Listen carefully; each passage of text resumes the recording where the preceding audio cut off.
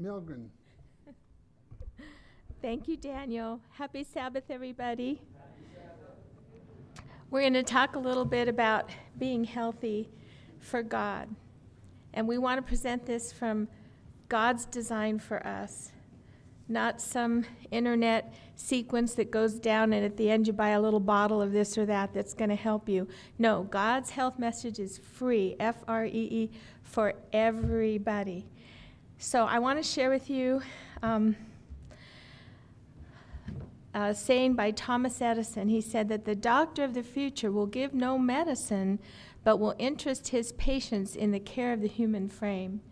And I think that goes along with what God wants us to do. He wants to follow his health laws. And I want to share a study that was done in California. It's an oldie but a goodie. They studied about 9,000 people for 9.5 years, and they found 7 simple habits that'll extend your life 11 extra years. But not just 11 years in a wheelchair, 11 quality years, so you're still walking and talking and moving around. I watched that in both my grandmother and my mother, and I'm so thankful for the things that my mother taught me. So, you're going to take a test. There's a quiz. I want you to count on your fingers how many of these health habits you do, and you'll know if you're going to get the 11 extra years. Okay? All right, here they are. 7 daily habits. The first one is easy. Sleep an average of 7 hours a night. Can you do that one? That's an easy one, right? You got that. Everybody got that one. Okay, always eat breakfast. I hear heads going like this. Don't eat in between meals, rarely or never. Maintain your weight. Women have less leeway than men on that one. Exercise often. If you drink alcohol very little or don't drink at all is best. We know that. Adventists do that. And never smoke. Can you hear me? Did you get them all? You got one? Oh, no. Okay, well, now you know there's some things out there that you got more than one. Yeah. Oh, there you go. So you got 3. Okay.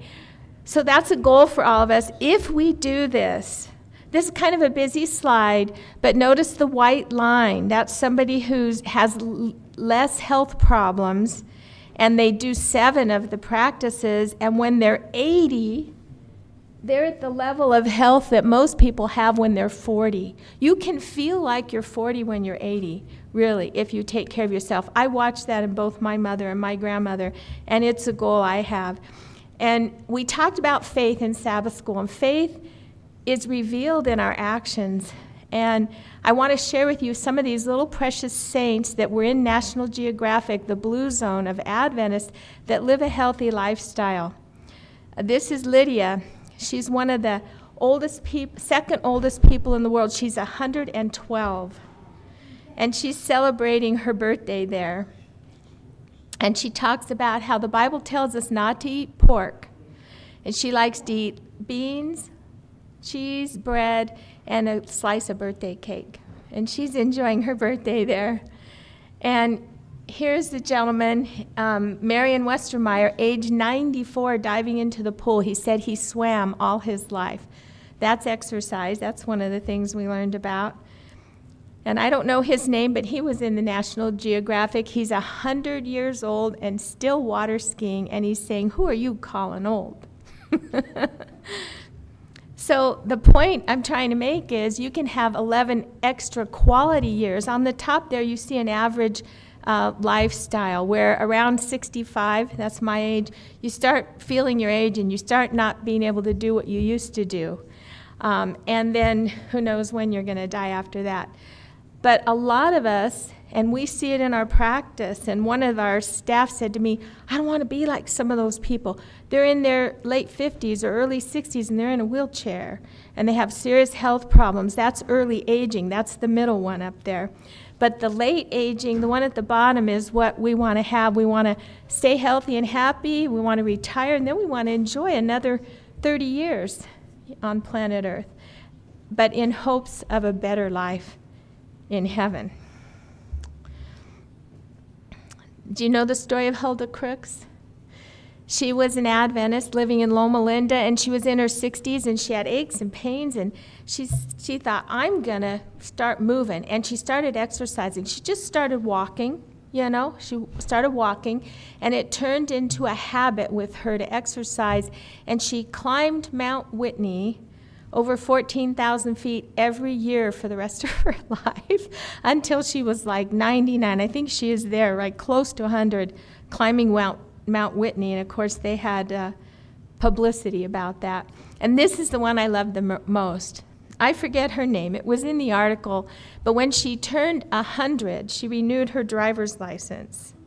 She celebrated her 76th wedding anniversary, and she said, but what really keeps her going is her Christian faith. And she said Adventists don't eat junk food.